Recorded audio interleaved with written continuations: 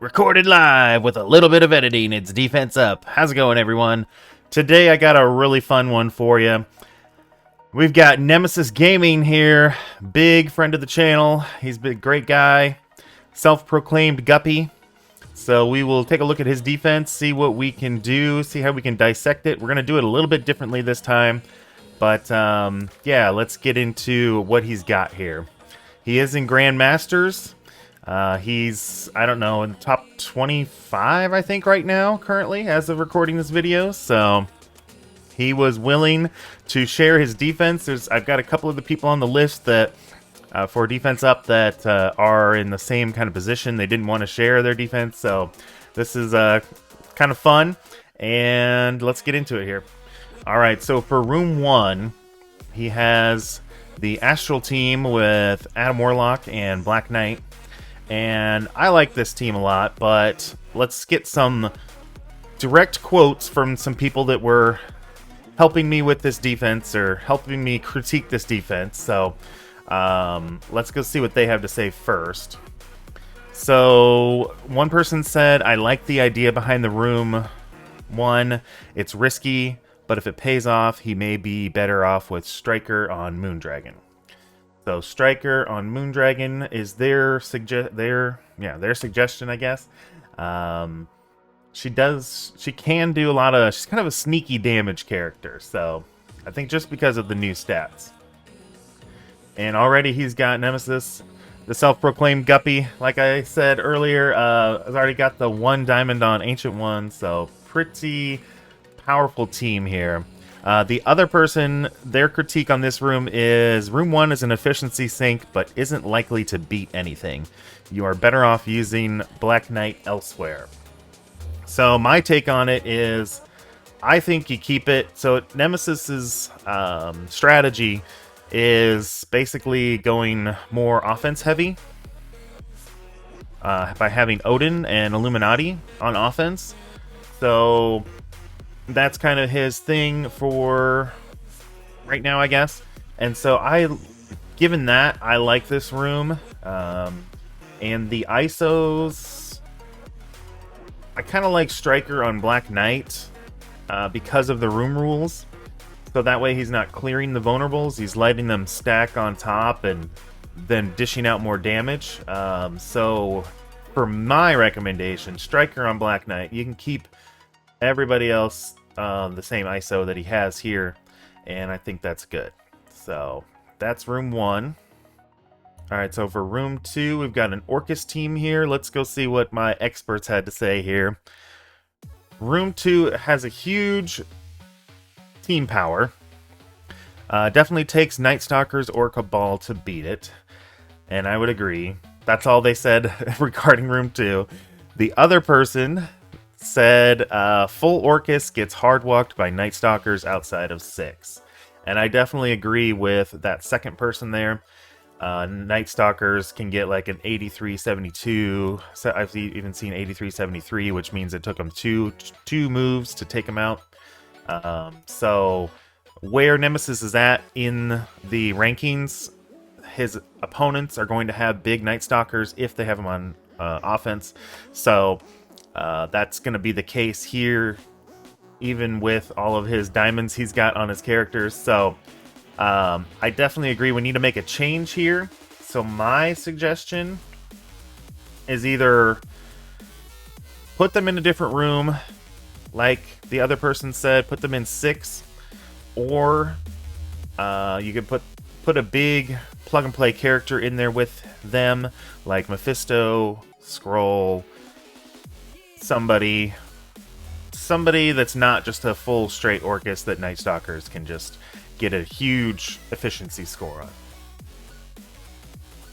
Now, I don't know if he sees a lot of Night Stalkers on defense, so that's why he's not worried about Night Stalkers just destroying this, but those are the options. Now, the ISO here, I like the ISO choices. The positioning, maybe move Scientist Supreme to one of the edges, or to the edge here. Maybe swap Scientist Supreme and Nimrod. Yeah, something like that. Positioning's kind of weird on this team because of the bot that spawns from Sentinel. the bot can spawn, here, here, here, here, here. So if you're using a team that kind of, well, like Night Stalkers, if the bot spawns, like let's say it spawns like right in between here, Blade goes and hits all this group here, and it does a lot of damage. So it's not ideal. It's kind of random. So that's my recommendation for that room.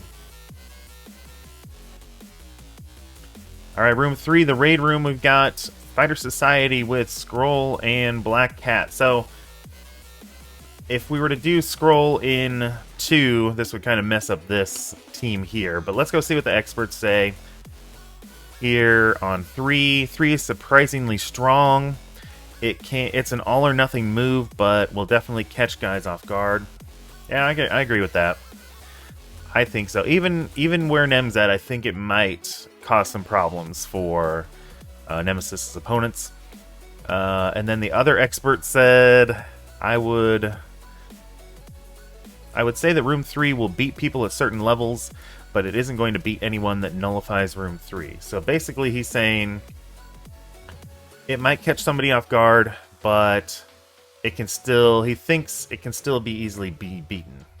Basically, this season all comes down to you have 5 strong rooms and 1 weaker room that somebody can just easily take out, depending on what your opponent has on offense. So it's not ideal, but that's kind of the way you have to play this season. So as far as my suggestions, I do like the ISOs, positioning.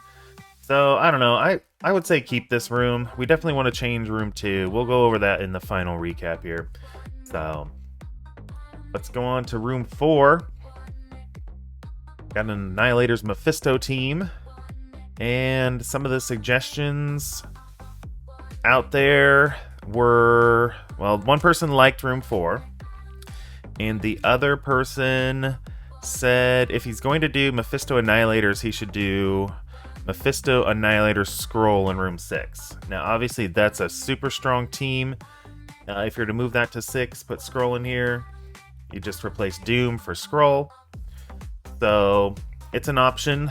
I can see where he's kind of going with this. We'll have to see what he's using in 6. But I do kind of agree. Put Mephisto and Annihilators minimum in room 6, because if the person does have Odin, it's a lot harder on Odin in room 6 because he can't heal from his attacks. So that would be my suggestion. The ISO, yeah, I like the ISO pretty well. If you did Raider Skrull, that'd be fine if you did that in room 6. But yeah, overall positioning ISO looks good. Alright, so for room 5, we have brand new Emma with 7 red stars on her. And we got some other X-Men characters in here.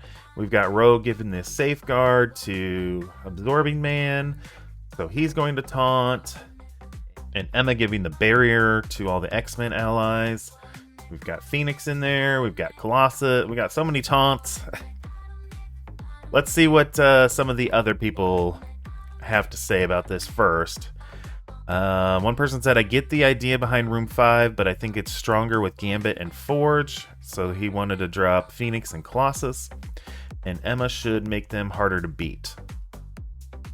So that's the comment from the one person. The second person is going to be, let's see, room 5 would be better off doing a Super Rogue and fix the positioning. I don't think Emma's doing much here. So by Super Rogue, he means we're going to use all the X-Men passives in the game that give X-Men allies max health. So like Gambit, Nightcrawler, I believe Phoenix maybe, and Colossus maybe. One of the two for sure does.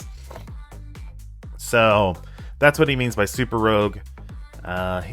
This person has done Super Rogue in the past, like the first week or 2 of the season, and it was okay. It wasn't as great as he had thought it would be, but That's kind of his suggestion.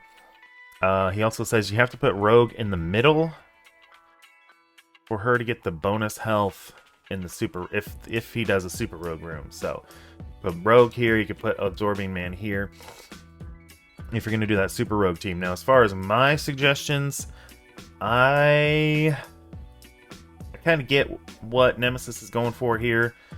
Just trying to get a efficiency sync again. That's kind of his whole idea behind his defense, because he has the Illuminati and Odin on offense. But I don't know, a 7 red Emma might be helpful. I've done some testing with a smaller Emma. She really doesn't do that much, but if she can live, she might cause some problems as far as efficiency goes. But I kind of agree with the first comment that I read. You can put Gambit, Forge, Emma, and then Rogue and Absorbing Man. I think that'd be a little bit better, just because they have better stats, the Gambit and Forge. So that would be my suggestion. And then positioning, probably have to move that around. So Absorbing Man here on the end, Gambit behind him. You could do Rogue over here, Forge in the middle, and Emma over here. Yep, I think that'd be good. So that's what I would do. And then room 6, we've got another X-Men team. I do like the Bishop in here, but let's go see what the other people had said here. So one person said, I really like room 6. That's all he had to say, so we'll leave it at that. And then the other person said, room 6 is hot trash filler and a complete waste of room 6. How dare you dishonor Updog's room by putting this team in there? No, he didn't say that part. But basically that's the message. This person also said, overall, I give his defense 2 cheeks up because it's complete ass. Very straightforward and very cut to the chase kind of person this person is. So let's give my take on it. So I do like Bishop in here. That's a good idea, because then he won't lose his taunt. If you don't bring in like an APOC or an Ares, then he won't lose his taunt right away when he gets attacked. So I do like that part. And then, you know, you got the whole extreme thing going on in here. I think it still gets beat fairly easy. That's why the one person didn't like it so much, because, you know, you just bring in Ares and MOE and it just beats it easy. So I think we go with probably putting some of these characters in that room 5, and then putting that Annihilator's Mephisto, maybe Scroll 2. He might want to keep Scroll for that room, that raid room. If it was me, I'd probably keep that just to see how it goes. So you might get some dropped attacks between 6 and between 3. So let's go over final summary here. All right, so room 1 I like. Positioning's good, ISO's good, so we'll keep that. Orcus, we need to do something about. We need to put some kind of huge plug-and-play character in here. He could even do like a Mysterio instead of Lady Deathstrike and have her on offense too if he feels like he needs her on offense. That's always a good play, because they're going to get beat just as easy with Mysterio in there versus not in there. And I'd rather have Lady Deathstrike on offense if we're just going to go straight Orcus. So without messing up everything he has set up here, you could do Mysterio, Doom, or Mephisto, and then we would have to change room 6. So that's kind of the options there. I would probably, without having had talked to him too much about this, I would probably, and knowing he wants to be offense heavy, I would probably just stick with putting Mysterio in there and keeping Lady Deathstrike on offense. Room 3, I think we'll keep. Personally, I think we'll keep. See how it goes. If it doesn't, then maybe move that scroll to the Orcus team. Room 4, we're going to move over to Room 6 and probably make an X-Men team of some sort in here. Keep in mind in Room 4, if a character ults, then they put blind on the enemy.